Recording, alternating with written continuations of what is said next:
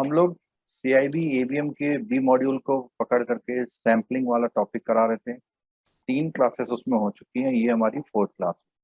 और आज की क्लास जो आप लोगों ने कल तक सीखा था उसमें काफ़ी और एक्सप्लोर करा देंगे आपको, जिससे न्यूमेरिकल पोर्शन आपको थोड़ा सा कंफर्टेबल हो जाए। हमने ये भी बोला था कि आप इसकी प्रैक्टिस कीजिएगा। अब आपको बताना है क्या आपने कुछ किया था उसमें से। यस सर, किए थे। तो जब आपने किया था तो क्या प्रॉब्लम आई, पहले इस पे बात कर लेते हैं। किसी को किसी पॉइंट में सर प्रॉब्लम आई हो तो वो बात करो पहले। सर पिछले बार जो क्वेश्चन एबीएम में आया था रिगार्डिंग सैम्पलिंग एंड एस्टिमेशन में, उसको अगर कोरिलेट करेंगे सर, उसमें जो उसका क्वेश्चन का मुझे याद नहीं आ रहा, लेकिन क्वेश्चन का पैटर्न यही था। उसमें डायरेक्ट कुछ नहीं बोल रहा था। जैसे इस क्वेश्चन में सैम्पलिंग इसमें मतलब मान लीजिए 45% में कितना आएगा प्रोबेबिलिटी, इस तरह से क्वेश्चन डायरेक्ट क्वेश्चन दिया है। लेकिन वहां पे जो सर केस स्टडी दिया था, केस स्टडी टाइप का दिया था, उसमें सर थोड़ा सडनली चेकआउट करने के लिए क्या करना है, क्या करना मतलब क्या करना नहीं है, कैसे निकालेंगे, वो रेंज कैसे निकालेंगे, कितना में 50% का रेंज कितना आएगा, 45% का रेंज कितना आएगा, वो थोड़ा दिक्कत हो रहा था सर वो क्वेश्चन। अगर किसी मतलब फ्रेंड्स के पास कोई क्वेश्चन याद है तो क्वेश्चन अगर शेयर करेंगे तो ज्यादा अच्छा होगा सर। अगर आपके पास भी सर होगा तो it will be better sir. अगर किसी वो सर के पूरा पास केस वो स्टडी के क्वेश्चन है टाइप का है। तो उसको शेयर कर दीजिए। चलो एक काम करते हैं कि अभी हमारा ये टॉपिक आधा हुआ है, एक बार इस टॉपिक को पूरा होने देते हैं। हो सर सकता है कि जो क्वेश्चन था, जो अभी हम आगे बढ़ेंगे, उसमें से कहाँ से उसने क्वेश्चन पूछा था उसको थोड़ा देखने की कोशिश करेंगे। ठीक है। Sir sorry to interrupt sir, लेकिन बुक का क्वेश्चन नहीं था सर, वो प्योरली फंडामेंटल जो सर आप जैसे पढ़ा रहे हैं, अगर वो पूरा उसका पिक्चर याद आएगा, वो क्या कोई स्टैटिस्टिक्स पहले से ही किया होगा सैम्पलिंग का, तब जाके कर पाएगा सर वो। कॉम्प्रिहेंसिव अप्रोच अगर आप रखेंगे तो शायद उस पूरी लैंग्वेज आपको समझ में आएगी। ठीक है। ये यस जो सर, न्यूमेरिकल हमने किए, ये पूरा उसका पार्ट हो लैंग्वेज। सकता है एक। तो हम लोग एक स्टैंडर्ड एरर को यूज करते हुए प्रोबेबिलिटी को निकाल रहे थे, जिसको हम जेड स्कोर से निकाल रहे थे। इतना हम लोगों ने सीख लिया था। ठीक है। अब उसके आगे बढ़ते हैं। ये जितना पिक्चर इसमें दिख रहा है, जितना बुक में आपका दिया हुआ, ठीक है। अभी ये जो सामने इस क्वेश्चन लिखा हुआ है, इसको छोड़ के मैं एक चीज कंपेयर करा रहा हूँ आपको। कंपेयर क्या करा रहा हूँ कि अगर कोई क्वेश्चन में आपको पॉपुलेशन भी दी हो तो कैसे करेंगे। अगर कोई क्वेश्चन में पॉपुलेशन भी दी हो तो कैसे करेंगे। थोड़ा सा पार्ट मैंने स्किप किया है, लेकिन ये देखो क्या लिखा हुआ है, फाइनाइट पॉपुलेशन मल्टीप्लायर। तो हम लोगों ने देखा कि जो हमारा बेसिक फॉर्मूला है वो तो यही है, यही है ना। कोई मुझे बताएगा कि स्टैंडर्ड डेविएशन ऑफ एक्स बार, इसको क्या एक्सप्लेन करते हैं, जरा बताइए। स्टैंडर्ड एरर करते हैं, एक और डिफाइन करते हैं, उसको बोलते हैं standard deviation of sample mean, ये भी बोलते हैं। ठीक है। या हम इसको सैंपल डिस्ट्रीब्यूशन ऑफ मीन भी बोल देते हैं। Standard deviation of sample distribution of sample. ठीक है। तो यहाँ क्वेश्चन ये कह रहा है, अगर किसी क्वेश्चन में आपको पॉपुलेशन भी दी हो, जैसे इस क्वेश्चन को देखिए, ध्यान से देखिएगा, बुक में ही है आपके। इसने बोला few example will help to become, तो इसमें बोला we are interested in a population of कितने, कितनी है पॉपुलेशन, 20। 20 पॉपुलेशन है। Companies of the same size, all of which are experience excessive labor turnover. Our study indicate that the standard deviation of the annual turnover is कितना, 75. तो ये what is this, population. standard deviation। ठीक है। and what is this, if we sample 5. What is this? Small n. ठीक है, तो यहाँ पर आपको जो अभी तक पता था वो इतना फॉर्मूला पता था, सिग्मा अपॉन रूट एन. तो सिग्मा क्या है? 75 अपॉन रूट 5. ठीक है, यहाँ ये बोलता है कि अगर आपको क्वेश्चन में स्मॉल एन और कैपिटल एन बोथ दिए हो तो आप अपने फॉर्मूले में ये फैक्टर कौन सा वाला, ये ऐड कर लेंगे. जैसे हम लोग, आपको ध्यान होगा हेयर कट में टाइम मिसमैच को इनटू कर रहे थे, ध्यान है? इसी तरह से अगर किसी क्वेश्चन में आपको पॉपुलेशन का वैल्यू दिया है तो आप ये न्यू फैक्टर या न्यू मल्टीप्लायर, न्यू एक मल्टीप्लायर है और ये किस फॉर्मूले में लग गया है? जहाँ पे स्टैंडर्ड एरर. तो स्टैंडर्ड एरर में ये वाला फैक्टर न्यू ऐड कर लेंगे. कब ऐड करेंगे? जब आपको क्वेश्चन में क्या गिवन होगा? पॉपुलेशन का साइज. ठीक है, तो इसी क्वेश्चन में अगर हम देखें तो ये फॉर्मूला जो फर्दर होगा, ये जो ब्रैकेट में लिखा जाएगा, उस ब्रैकेट में क्या लिखा जाएगा? 20 माइनस 5 अपॉन 20 माइनस 1 रूट. ठीक है, देखो वही लिखा हुआ है, लिखा हुआ. अब आप इसकी जब वैल्यू निकालेंगे तो ये वैल्यू कितनी आ गई? 0.888. और विदाउट दिस जो वैल्यू आ रही थी स्टैंडर्ड एरर की, कितनी आ रही थी? स्टैंडर्ड एरर की वैल्यू ये थी. तो यहाँ ये बताता है अगर आपको n का वैल्यू दिया हुआ है क्वेश्चन में तो आप ये फैक्टर यूज करेंगे और इससे आपकी वैल्यू लेस होगी या बढ़ गई? Less होगी. लेस हो गई. और वैल्यू लेस होने का मतलब क्या लेस हो गया आपका? Standard error. तो स्टैंडर्ड एरर अगर आपका कम होता जाएगा तो खुशी की बात है या दुख की बात है? खुशी की बात है सर. की बात है. इसलिए इस एडिशनल जो वैल्यूज हैं उनका यूज करेंगे आप. ठीक है, और एक बात और बोली इसने कि ये जब आप यूज करेंगे तो यूज करने में इसने एक परसेंटेज बताई है कि उससे छोटा होगा तो नहीं करेंगे. क्या है?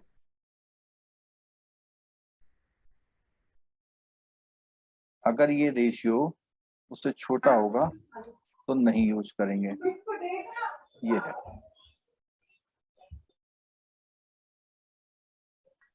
The generally accepted rule is when sampling fraction is less than क्या? 0.05. तो finite population multiplier need not be to be used.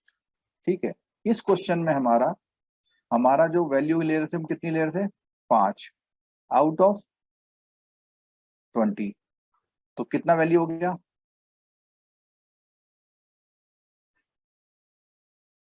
ठीक है,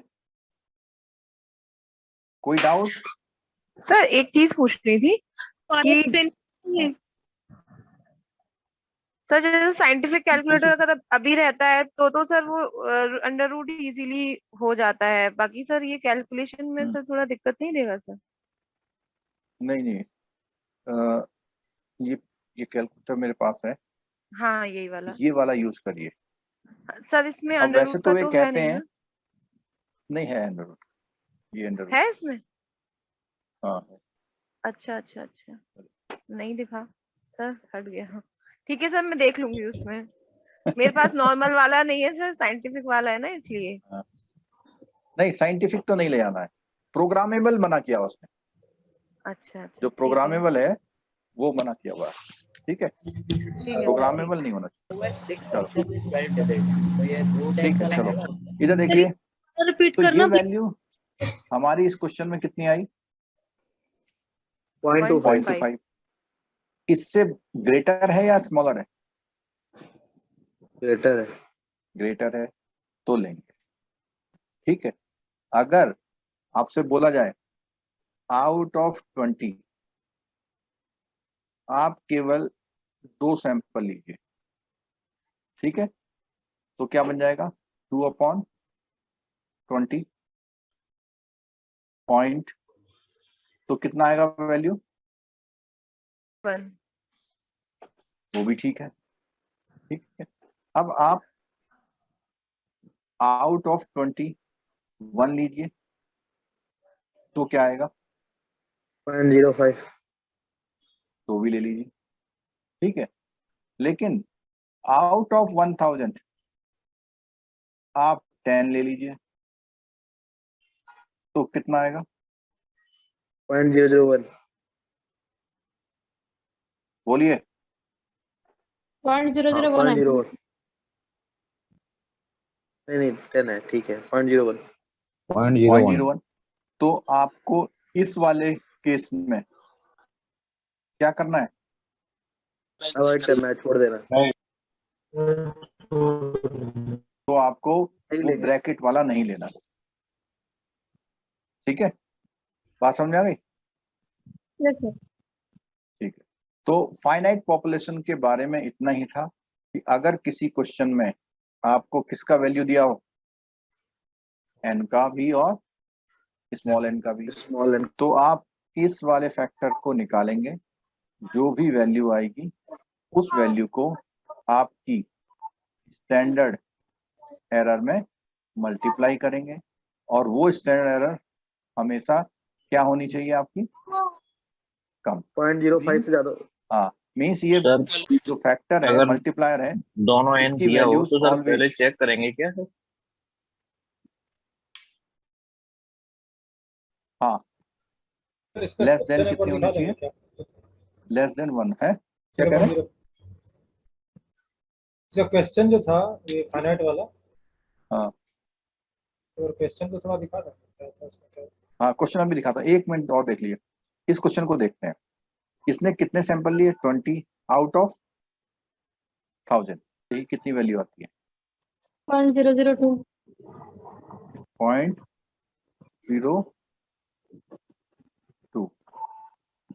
0.02 आई ना, तो ये वैल्यू किससे 0.05 से 0.05 क्या से है, कम है। कम है, Less। तो नहीं लेंगे। और यहाँ पर जो एग्जांपल दिखाया इसने, उसने बोला using this multiplier would have, कैसा इफेक्ट रहेगा, लिटिल Little। इफेक्ट। क्यों, वो आपकी वैल्यू को एज सच ही रख रहा है, कोई फर्क नहीं आ रहा उसमें। 0.99 से आप मल्टीप्लाई करेंगे, अगर इसमें 33.54 में आप 0.99 से मल्टीप्लाई करते हैं तो क्या वैल्यू आएगा 33.20 या 21, ठीक है। तो उसने बोला कि अगर आपका रेशियो 0.05 से क्या हो, बड़ा हो, Less। लेस देन हो तो नहीं लेंगे, लेकिन 0.05 हो तो लेंगे, ठीक है, सर इसमें 0.05 हो तो डिवाइड लेंगे। किया हुआ है। क्या चीज, डिवाइड नहीं, कुछ नहीं, सॉरी। सर ये ये लेस क्लियर देन हो गया 1 इतना, किसके लिए बताया, लेस देन 1 किसके लिए बताया सर?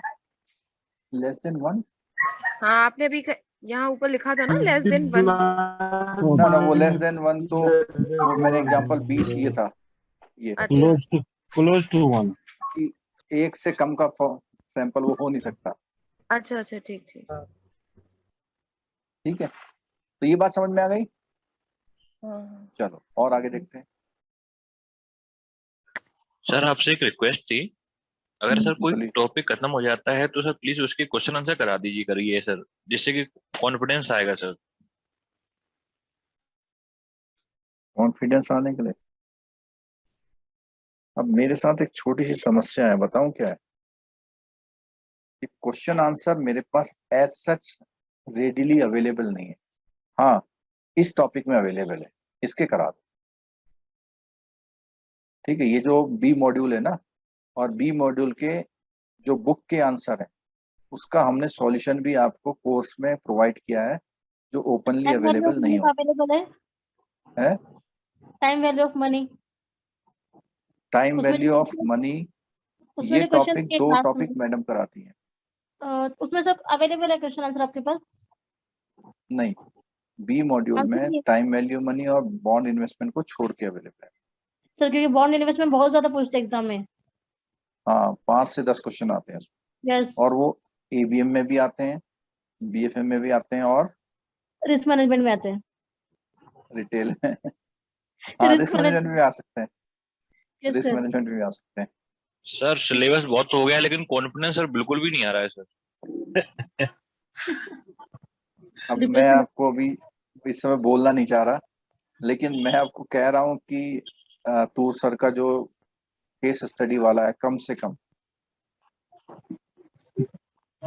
कम वो ले लिए, पूरा नहीं भी लेते तो केस स्टडी वाला ले लिए, उसमें कंपाइलेशन है, अच्छा है, न्यूमेरिकल्स है सारे। आ गया यहाँ पे, क्या क्वेश्चन है, देखो लिखो। Sampling from non normal populations. और इससे पहले कल तक हमने क्या पढ़ा था? Normal population. नॉर्मल तो पॉपुलेशन। उसने कहा कभी ऐसा केस आपके पास आ जाए जो पॉपुलेशन कैसी हो, नॉन नॉर्मल। Non normal. और नॉन नॉर्मल पॉपुलेशन का एग्जांपल सामने देखिए, इस डेटा को देखिए जरा, क्या आपको ये डेटा नॉर्मली डिस्ट्रीब्यूटेड लग रहा है? नहीं सर। काफी गैप दिख रहा है इसमें, 6, 9, 15।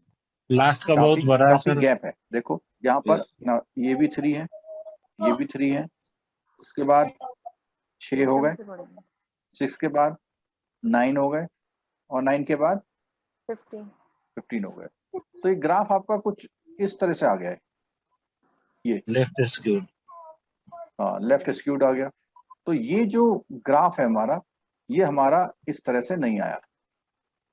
इसका मतलब अगर हमारा ये डेटा ऐसा है तो हम जो पुरानी जो टेक्निक थी वो यहाँ पर यूज नहीं कर पाएंगे। नहीं सर।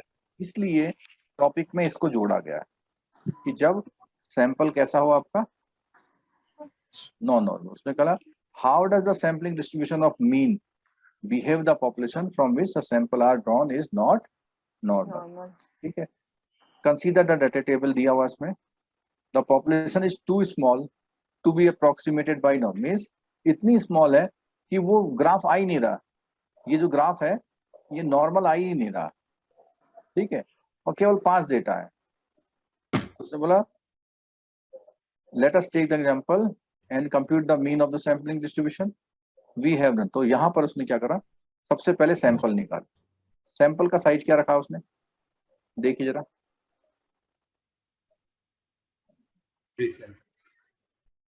3 का रखा है। 5 में से 3 साइज करके उसने निकाले। ठीक है, और ये पॉसिबिलिटी केवल तब होती है जब आपकी पॉपुलेशन कैसी होती है, वेरी स्मॉल। तो आप क्या करते हैं, सारे कॉम्बिनेशन निकालते हैं। हर कॉम्बिनेशन का आपने क्या निकाल दिया, यहाँ पे मीन निकाल दिया। ठीक है, और इसमें एक बात और है, जब आपने इसका मीन निकाला ना, ये जो मीन आया है, इस मीन का अगर हम क्या निकाल दें, स्टैंडर्ड डेविएशन, तो उसको हम लोग क्या बोलते हैं, यही सीखा था हमने कि डिफरेंट सैंपल का जो मीन होगा उसका स्टैंडर्ड डेविएशन निकालेंगे, क्योंकि ये सारी रेंज हमारी किस नाम से जानी जाती है, क्योंकि सैंपल डिफरेंट सैंपल के मीन्स हैं।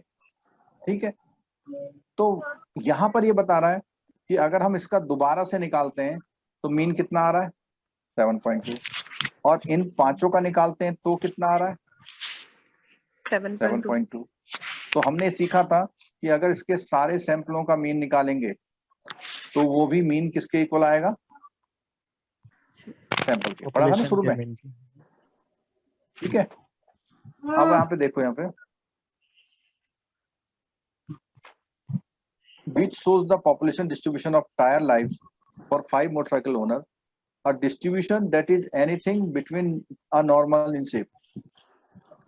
We show, हाँ, अगर ये कहता है कि मैं डिस्ट्रीब्यूशन का ग्राफ निकालूंगा, किसका ग्राफ निकालूंगा, डिस्ट्रीब्यूशन का। डिस्ट्रीब्यूशन में कितने आइटम आ रहे हैं, डिस्ट्रीब्यूशन में 5। कितने कितने आइटम है? 10 टोटल 10 10 आइटम का अगर मैं निकालूंगा तो वो थोड़ा सा किस शेप में आ जाएगा? नॉर्मल शेप में। आप देख लीजिए कि कुछ बहुत स्मॉलर वैल्यू है और कुछ वैल्यू क्या है, बहुत बड़ी है, और बाकी अधिकतर वैल्यूज क्या है, मिड में है। ठीक। If we report this exercise and enlarge the population size to कितना? 40। अगर हमने अपना जो सैंपल का साइज, वो पॉपुलेशन का साइज कितना कर लिया? 40 कर लिया। अगर हम पॉपुलेशन को 40 कर देंगे तो अपने आप क्या होगा, इसका डिस्ट्रीब्यूशन कैसा होता जाएगा? नॉर्मल। इतने ज्यादा डेटा होंगे तो डेफिनेटली वो डेटा इस तरह के शेप में आ जाते हैं। तो हमारा जो ग्राफ होता है वो थोड़ा सा कैसा होता है, अप्रोचेज नॉर्मलिटी। तो इसने बोला this will show quite dramatically how quickly the sampling distribution of the mean approaches normally regardless of the shape of the population distribution. Means अगर आप सैम्पलिंग डिस्ट्रीब्यूशन का यूज करते हैं तो आपकी पॉपुलेशन कितनी भी हो, उनका जो ग्राफ आएगा कैसा आएगा? नॉर्मल। नॉर्मल आएगा। क्यों? क्योंकि नंबर बढ़ गया आपका। ठीक है, ये क्या है, पॉपुलेशन का डिस्ट्रीब्यूशन है। ठीक है, ये पॉपुलेशन का डिस्ट्रीब्यूशन है। और ये डिस्ट्रीब्यूशन किसका है? डिस्ट्रीब्यूशन ऑफ जो उसके बहुत सारे मीन निकले उसका है।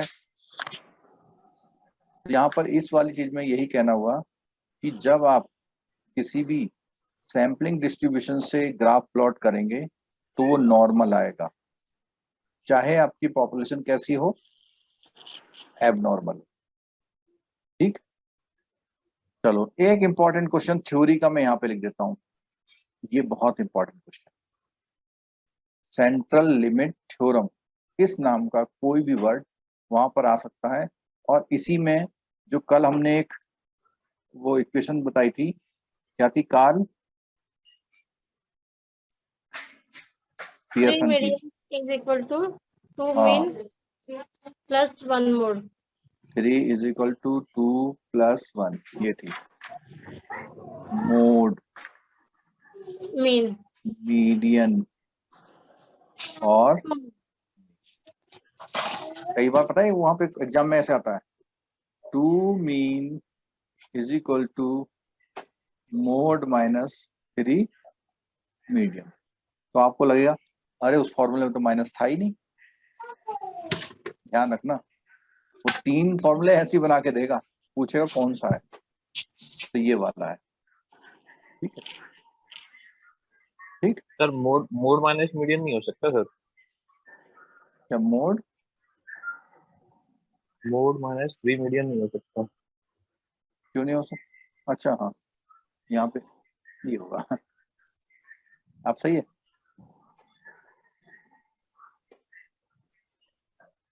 अब भी गलत है। ये मीन को हम इधर ले आए तो सही है। और मीडियन को यहाँ ले आए, ठीक हो सकता है। चलो, तो सेंट्रल लिमिट थ्योरम क्या कहती है?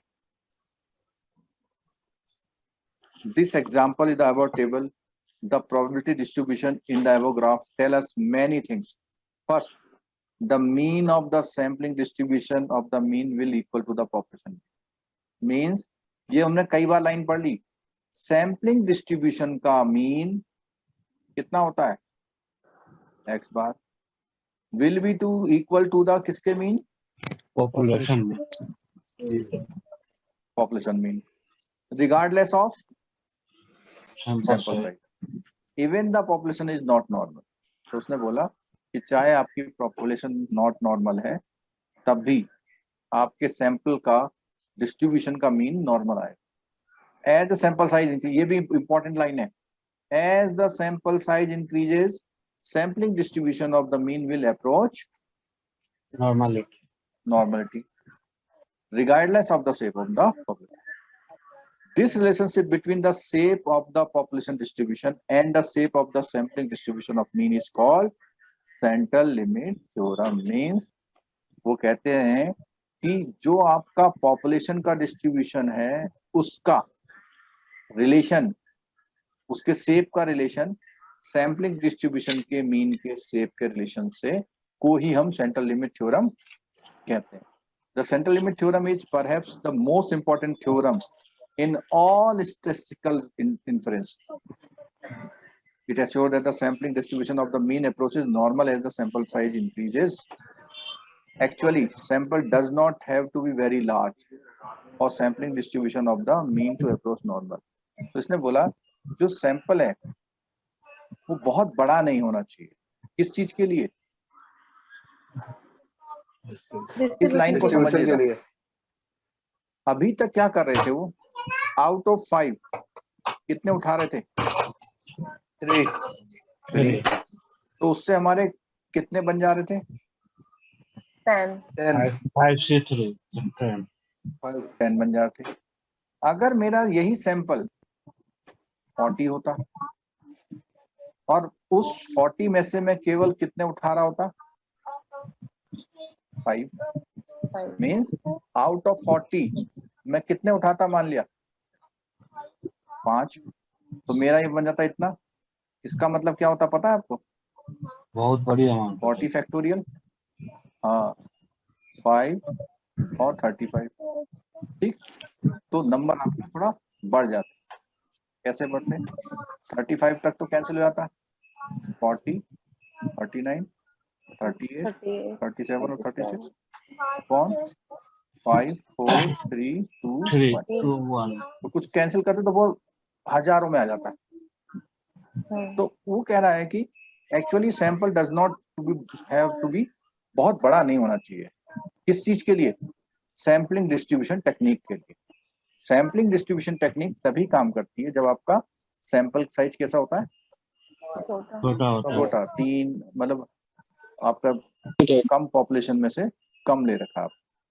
Statistician use the normal distribution. 1 number का क्वेश्चन आ रहा है, सब लोग अलर्ट हो जाए. 1 नंबर का question. Statistician use the normal distribution as an approximation to the sampling distribution whenever the sample size is at least कितना? 30. समझ में आई कुछ बात? अगर आप अपने सैंपल का साइज एटलीस्ट 30 ले लें तो आपका जो ग्राफ होता है, जो डिस्ट्रीब्यूशन होता है, वो कैसा बन के आएगा? नॉर्मल. ये क्वेश्चन कई बार पूछा गया एग्जाम में. But the sampling distribution of mean can nearly normal with samples even the half of the size. ठीक है. अब इसने बोला अगर आप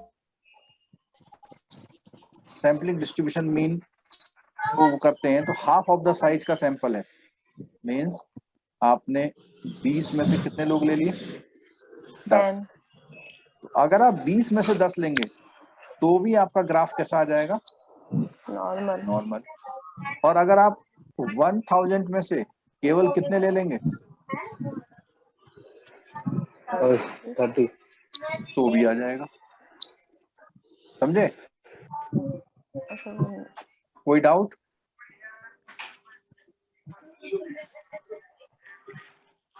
चलो अगला point. The significance of central limit theorem is that it permits us to use sample statistics to make inferences about population parameter. Means central limit theorem ये बताती है कि जो सैंपल का आ रहा है आंसर, उस आंसर को आप ये मान सकते हैं कि ये आंसर क्या इन्फरेंस दे रहा है, क्या बता रहा है, किसके बारे में बता रहा है? पूरे पॉपुलेशन के लिए. पॉपुलेशन. सर डिस्टर्बेंस बहुत हो रहा है बीच में.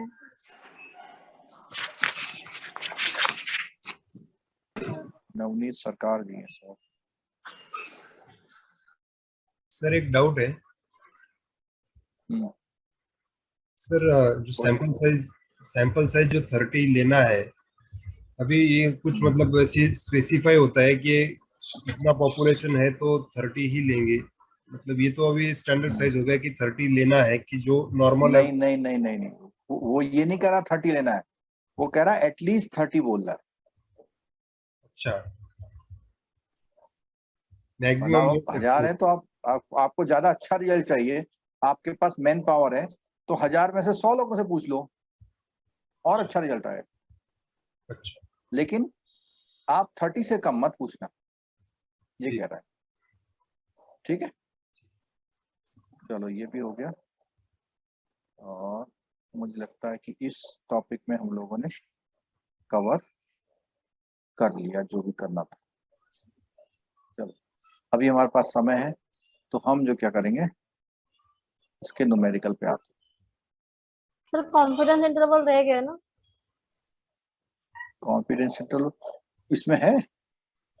हाँ सर। इसमें नहीं है सर, ये एक चैप्टर मिनट। में नहीं इसमें है, नहीं, एस्टिमेशन में है ना वो। एस्टिमेशन में है सर। आज सर एक बार अभी आपने वो जो इक्वेशन बताई थी ना, तो हाँ अगर वो टाइम टेकिंग ना हो तो सर एक बार बता दीजिए बिल्कुल। दोबारा, वो कल मिस हो गई मेरे से शायद। 3 median is equal to 2 mean plus 1।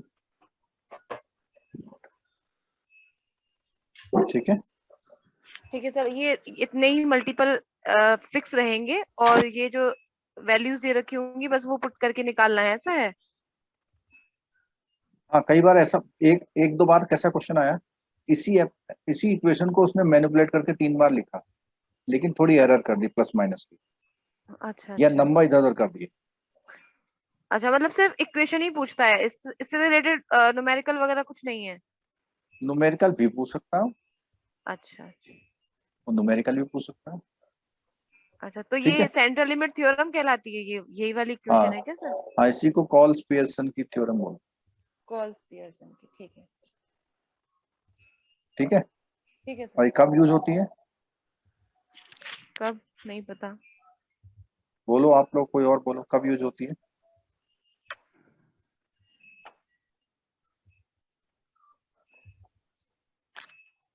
जब पॉपुलेशन कैसी डिस्ट्रीब्यूटेड हो? Normal normally. डिस्ट्रीब्यूशन। अच्छा ठीक है, ये क्वेश्चन आप लोगों ने किए थे किसी ने? Yes sir. एक ये लाइन लिखी हुई देखो, जब हम क्लास ले रहे हैं तो आपको एक बेनिफिट जरूर मिलना चाहिए कि सॉल्यूशन तो बहुत सारे लोग करा रहे हैं, खासकर से बी मॉड्यूल का, लेकिन इतनी गहराई से पॉइंटों को कोई नहीं समझा रहा होगा। अब देखिए एक लाइन लिखी हुई है, ये लाइन देख पढ़िए जरा क्या लिखी है।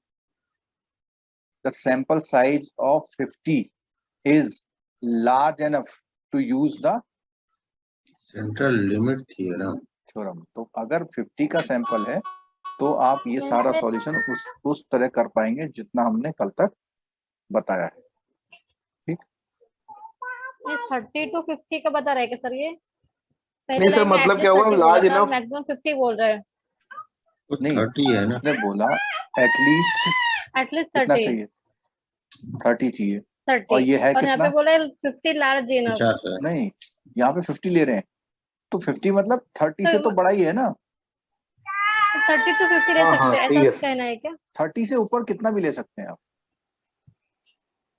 इवन हाफ लेने तक भी उसका हाँ इवन सेम हाफ रहे, लेने पे भी काम कर जाएगा। वो लाइन एक लिखा हुआ। ये जो पॉइंट हम डिस्कस कर रहे हैं आपके जब वहां पे क्वेश्चन में बहुत टिपिकल जो क्वेश्चन आते हैं उनके आंसर देने में हेल्प करेगा आपको। चलो एक दो क्वेश्चन कर लेते हैं, वैसे इसका सॉल्यूशन आपके वहां पर अवेलेबल है। यहाँ देखिए, जैसे ये क्वेश्चन है आपका 11th वाला, क्या क्वेश्चन है? इन ए सैंपल ऑफ कितने ऑब्जर्वेशन? 19। इमीडिएटली एन हो जाएगा। नॉर्मली डिस्ट्रीब्यूशन है, मीन कितना है? 18। किस चीज का मीन है ये? पॉपुलेशन सैंपल पॉपुलेशन का न्यू का मतलब पॉपुलेशन का। और स्टैंडर्ड डेविएशन कितना है? 4.8। 4.8 यानी मीन। तो अब आपको सब वैल्यू मिल गई ना, means Z is equal to क्या होगा?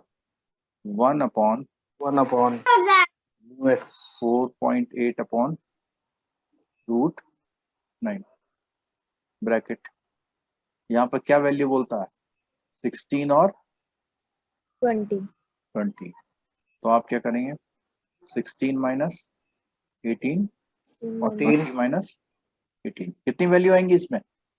Yes, sir. 2 वैल्यू। ठीक है। अच्छा, इसने बोला हुआ है पी मतलब जो आपकी वैल्यू आएगी वो तो जेड स्कोर आएगा। उसको जब टेबल में देखोगे आप तो आंसर क्या हो जाएगा आपका? दोनों को प्लस प्रोबेबिलिटी में कन्वर्ट हो जाएगा। प्रोबेबिलिटी में कन्वर्ट हो जाएगा। अच्छा, एक मजे की बात देखो, इस क्वेश्चन में, हाँ, इस क्वेश्चन में ए और बी में क्या फर्क है? बहुत अच्छा क्वेश्चन है।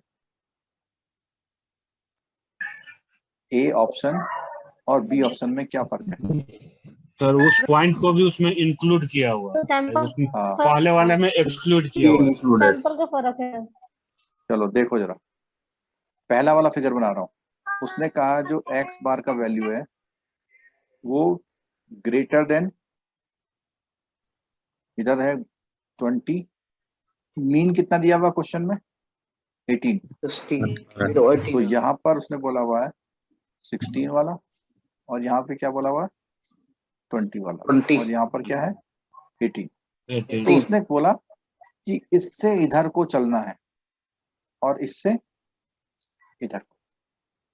ये ए क्वेश्चन है ग्रीन Yes. से, और बी क्वेश्चन देखना, बहुत थोड़ा सा फर्क है। बी क्वेश्चन बोलता है यहां से यहां तक और यहां से यहां तक। ठीक है, मींस ग्रीन वाले में बोल रहा है कि इस लाइन को छोड़ के अंदर अंदर बताओ, और वॉयलेट वाली लाइन में बोलता है उसको मिला के बताओ। तो ये ध्यान रखना, इन दोनों का आंसर क्या आएगा? ए और बी का आंसर क्या आएगा? बहुत ही क्लोज होना चाहिए, सेम हो। सेम मानेंगे। उस लाइन को, लाइन का तो कोई वैल्यू है ही नहीं ना, छोड़ेंगे कैसे? सही बात है। नहीं तोड़ पाएंगे ना। हाँ सर। इसलिए इसमें हाँ, थोड़ा सा ऐसा बोल सकते हैं क्या, जैसे सपोज कीजिए आपका आंसर आया 48.82 प्लस 29.18, तो कितना हो जाएगा टोटल? ये कितने परसेंट हो गया? 78% हो गया। तो जो पहले वाले का आंसर आएगा उसका आप आंसर कैसे देंगे पता है? क्या बोलेंगे? Slightly than 78%। और इसमें क्या देंगे? लेस देन और इक्वल टू, हाँ, लेस देन और इक्वल टू कर दें। इक्वल, नहीं इसमें लेस देन नहीं, इसमें तो इक्वल टू दे देंगे, क्योंकि इसमें तो आपका एग्जैक्ट आ रहा ना। हाँ, सबको आप ले रहे ना। उसको साथ में लेंगे। हाँ, उसको थोड़ा सा स्लाइटली क्या करेंगे? कम कर। ठीक। अच्छा, इसके मैं सॉल्यूशन आपको दिखा देता हूँ।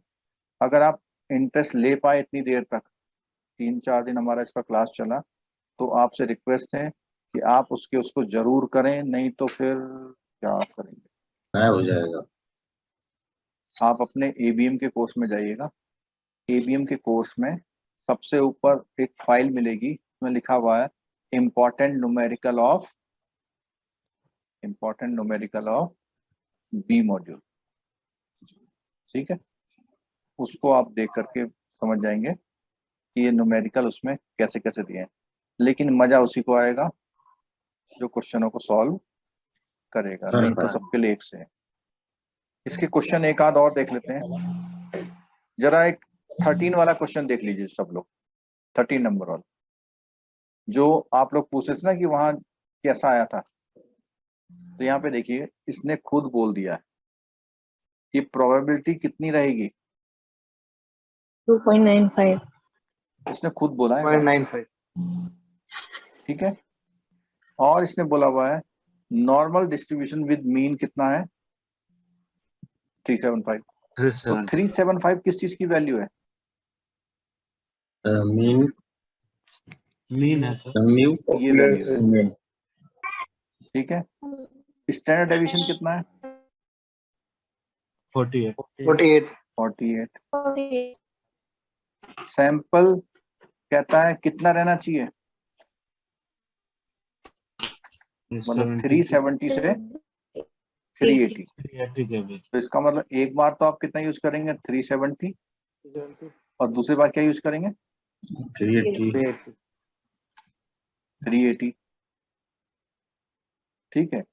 तो आपकी जो वैल्यूज आएंगी जेड की, कितनी वैल्यू आएंगी, Z1 प्लस Z2, तो ये वैल्यू कितनी दे रखी है उसने,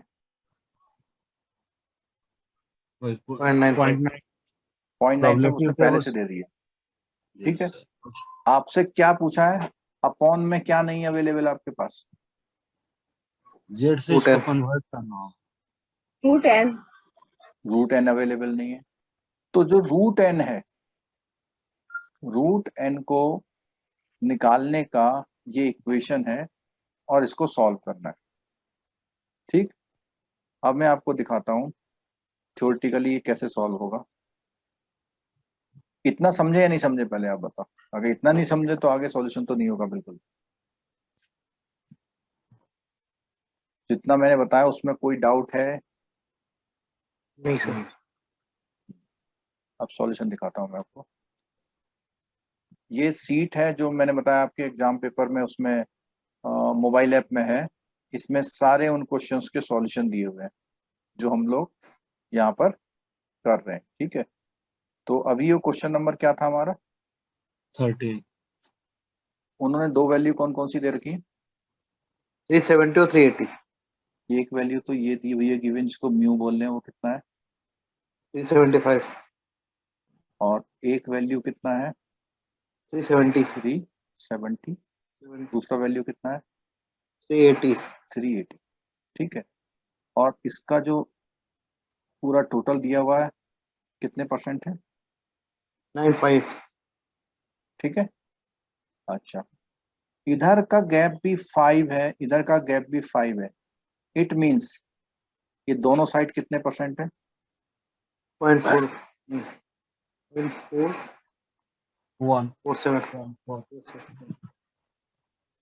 0.475, और ये वाला भी कितना है 0.475, ठीक है। अब ध्यान से देखिएगा, कोई गड़बड़ मत करना। जेड का स्कोर जो है जरा बुक में देख के बताइए, 0.475 पर कितना है, 1808 सर। 1808। नहीं कुछ गलत तो नहीं बता रहे, नहीं सही है सर। इसमें 1.96 क्यों लिया हुआ, 99%। वो 4750 कर लिया हुआ है। आप लोग कितने का देख रहे हैं, 0.47 का नहीं देख रहे हैं, 0.47। अच्छा, आप लोग क्या कर रहे हैं पता है, आप लोग 3 डिजिट तक 0.47 को जेड मान रहे हैं, ये हम लोग को 0.475 आपका है अच्छा अच्छा ठीक है सर 1.96 में। ये सर समझ गया। क्या कहना चाह रहे हैं सर, नहीं समझ आया। टेबल देखिए, प्रोबेबिलिटी टेबल 0.47 कहाँ पे आ रहा है 475। यहाँ देखो उस रो कॉलम को मिलाना। ये क्वेश्चन में आपको प्रोबेबिलिटी खुद दे रहा है, इसका जस्ट आपको अपोजिट जेड दिखा रहा है। अभी तो तक जितने 1.9 क्वेश्चन सिखा रहा है। हाँ ठीक है रुको, अभी तक जितने क्वेश्चन किए थे जेड हम निकाल ले रहे थे, तब टेबल देख रहे थे। यहाँ पर उसने खुद दे दिया है, देखिए जरा क्या है 0.475, 0.475 का मतलब 1.9, 1.96 आ रहा है। और इधर कितना है, ऊपर आएंगे तो 6, ठीक है, ठीक है। ठीक हो गया ना। हाँ सर। तो 1.96 ले लेंगे वहां पे, तो ये 1.96 इसीलिए लिया हुआ, इक्वल टू कितना, अच्छा क्योंकि दोनों साइड बराबर है, चाहे तो आप 370 ले लें चाहे आप 380 ले लें, तो हमने 380 ले लिया माइनस 375। अब बताइए क्या इससे n का वैल्यू निकल सकता है? बिल्कुल निकल जाएगा ना? Yes sir. निकल जाएगा। ये निकाल रखा है, पूरा किया हुआ है सॉल्यूशन। तो n का वैल्यू कितना आ गया? 854 354 से इक्वल और ग्रेटर आया है। क्या है? इक्वल और ग्रेटर। तो इसका मतलब आपका आंसर क्या हो सकता है? मतलब आपको कम से कम कितना लेना पड़ेगा? 355 एक ज्यादा हाँ, क्योंकि नंबर है राउंड ऑफ। तो सैंपल फ्रैक्शन में होता नहीं है। सैंपल 3 ये सर आया इक्वल कुछ और समझ ग्रेटर में? के साइन कहाँ से आया सर? इक्वल और ग्रेटर के साथ कहाँ से आया? यहाँ से आया। देखो ये जो 0.47 वैल्यू है, वो जो अभी हमने एक क्वेश्चन नहीं किया था जिसमें हमने इस लाइन को टच किया था और नहीं किया था। मेरा पॉइंट समझ में आया किसी को? है? या तो आप यहाँ से स्टार्ट कर दीजिए या अभी जो क्वेश्चन एक और भी तो हाँ, कराए थे सर अभी। मीन्स आप क्वेश्चन चाहें तो कहाँ से शुरू कर देंगे? इस लाइन से या लाइन के कहीं एकदम बगल से। जस्ट बगल। ठीक है, इसलिए ये वैल्यू जो होगी आपकी कितनी होगी? 355 या उससे ग्रेटर। ये उसमें फर्क नहीं आएगा ना, केवल इसमें फर्क आएगा ना, लेस देन और इक्वल में ही आएगा बस, है ना? साइन का ही तो सर फर्क आएगा दोनों बातों में। हाँ, साइन का फर्क आएगा, लेस देन और इक्वल टू वाला। वैल्यूज नहीं इधर उधर होंगी ना? वैल्यू में नहीं फर्क आएगा।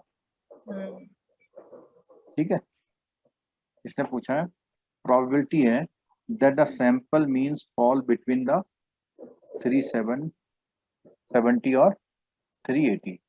तो अगर आपको इसने, अच्छा इसमें एक चीज और बोल सकते हैं, ये लिखा हुआ हाउ लार्ज सैंपल, क्या लिखा word? Must be taken. Must. तो एटलीस्ट कितना?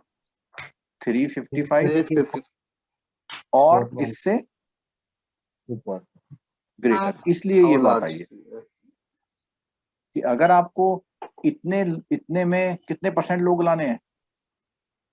370 से 380 में कितने परसेंट लाने हैं? 95% लाने हैं। तो आपको कम से कम कितना सैंपल साइज लेना पड़ेगा? 355। ठीक है, तो ये इसमें सॉल्यूशन आपकी इसमें दिया हुआ, आप करिए। फिर भी कोई क्वेरी होगी तो वेलकम है आपका।